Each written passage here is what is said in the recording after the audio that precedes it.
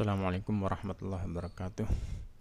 Alhamdulillahilladzi arsala rasulahu bil huda wa dinil haqq liyudhhirahu 'alad dini kullih wa kafa billahi syahida. Asyhadu an la ilaha illallah wa asyhadu anna Muhammadan abduhu wa rasuluh.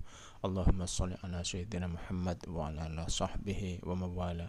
Rabbi shrah li sadri wa yassir li amri wahlul 'uqdatam min lisani yafqahu qawli. Rabbi zidni ilma warzuqni fahma. Amin.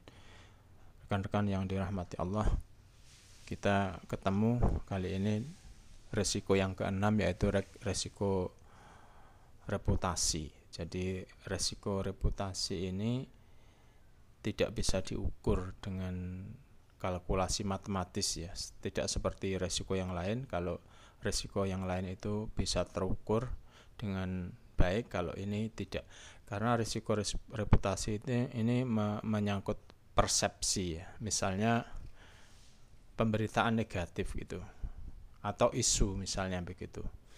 Nah itu kan tidak bisa dihentikan begitu saja. Kalau diklarifikasi mungkin bisa, tapi kalau dihentikan tidak bisa. Apalagi dengan era sekarang ya, era sosial media misalnya gitu. Maka ketika ada isu atau persepsi atau ekspektasi nasabah terhadap bank ini tidak sesuai dengan harapan, maka terjadilah itu namanya resiko reputasi. Oke, kita masuk aja. Ini definisinya. Resiko reputasi itu resiko apa? Akibat menurunnya tingkat kepercayaan. Nah, jadi menurunnya tingkat kepercayaan para stakeholder. Stakeholder itu ya mulai dari nasabah,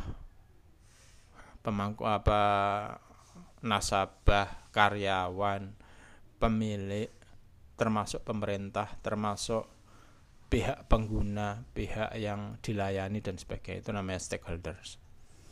Nah, yang bersumber dari apa? Persepsi negatif. Nah, jadi karena adanya persepsi negatif gitu, makanya dia tidak bisa diukur, intangible. Nah gitu. Jadi persepsi negatif ini apa? Gap atau jarak antara performance bank yang diharapkan dengan kenyataan, baik nyata maupun tidak, terkait dengan apa? Terkait dengan manajemen, pemegang saham, pelayanan, penerapan prinsip syariah, termasuk publikasi. Nah ini, misalnya bank mengeluarkan laporan keuangan bulan ini, ternyata labanya turun. Nah itu bisa publik bisa mempersepsi itu hal yang negatif, sehingga bisa berakibat pada penurunan harga saham. Misalnya seperti itu ya. Nah maka risiko reputasi pada bank ini menyangkut apa? Aktivitas pembiayaan dan investasi, operasional dan jasa, pendanaan, sumber daya manusia dan lain-lain. Tidak hanya ini saja. Inilah risiko reputasi. Penyebabnya apa? Penyebab secara internal, misalnya penagihan pembiayaan macet yang kasar gitu loh. Terus orang mengadu di sosial media, kan sering itu misalnya. Kalau itu sering terjadi pada fintech ya, fintech yang pakai internet itu, pinjaman tanpa agunan, tanpa survei, tanpa apa, tahu-tahu cair itu. Nah itu penagihnya kan pihak luar itu. Nah itu bisa dipersepsikan negatif. Maka itu akan terjadi resiko reputasi. Apalagi fraud internal pegawai. Apalagi kinerja industri perbankan. Nah ini terutama kinerja internal ya, kinerja perbankan dan industri secara umum.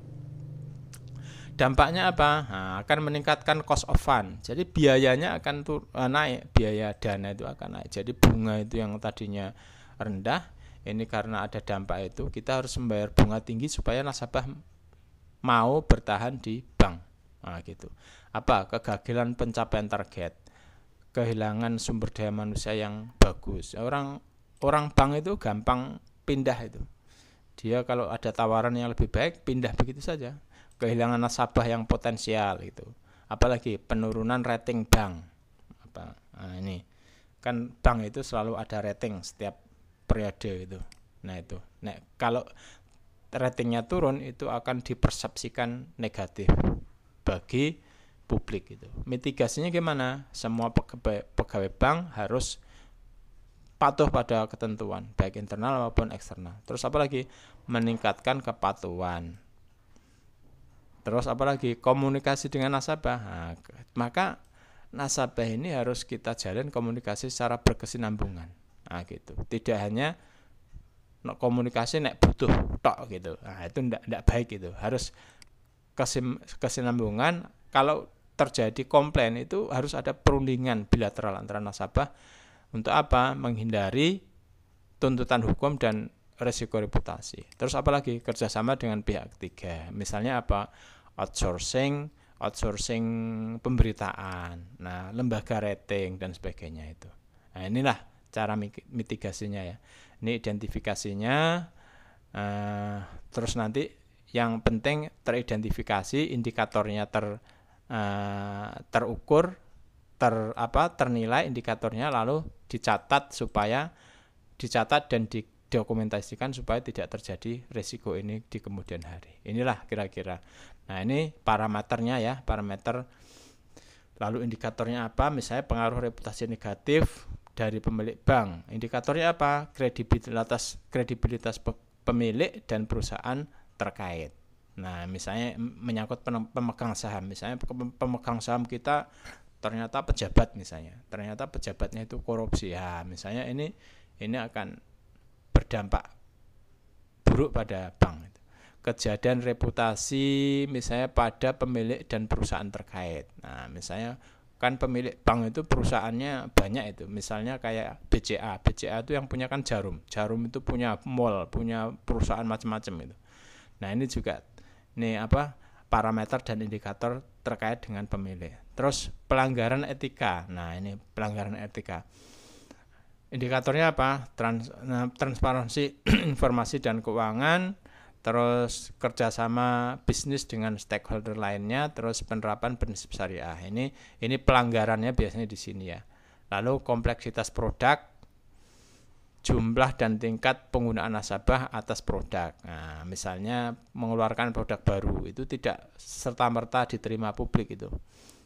Atau jumlah dan materialitas kerjasama bank dengan mitra bisnis. Nah, ini indikatornya. Apalagi frekuensi materialitas dan eksposur pemberitaan negatif bank. Indikatornya apa? Frekuensi dan materialitas pemberitaan, terus jenis media dan ruang lingkup pemberitaan. Ini indikatornya. Maka ini harus kita mitigasi.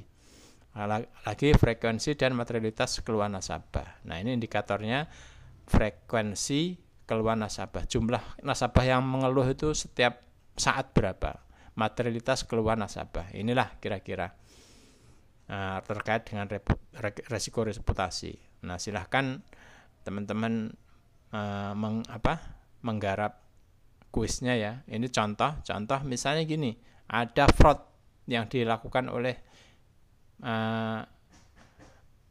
ini sistem ya, terkait dengan sistem. Misalnya begini, rekening bobol ratusan juta, nasabah gugat Bank Permata misalnya. Nah, ini kan bisa jadi benar, bisa jadi tidak ini gitu. Tapi kalau sudah masuk media seperti ini, maka persepsi negatif terhadap bank itu akan luar biasa dampaknya. Nah, kira-kira begitulah. Misalnya ATM tidak bisa diambil lah, misalnya begitu.